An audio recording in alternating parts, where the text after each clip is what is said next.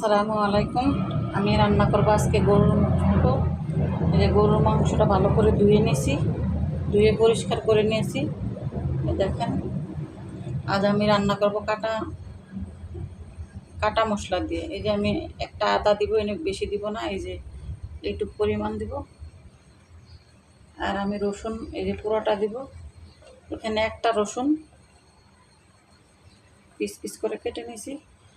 এখানে 3টা পেঁয়াজ, আর এই রসুনটা আমি পরে দিব। এই আদাটা থাকবে, এত আদা দিব না, গন্ধ করবে। এখন আমি এনে এই যে 5টা শুকনো মরিচ এটা দিয়ে দিব লবণ, 1 চা চামচ লবণ। এই যে 1 চামচ সমান সমান করে 1 চামচ গুঁড়ো মরিচ, 1 চামচের কম একটু এই যে হলুদের গুঁড়া, পুরোটা দিচ্ছি না,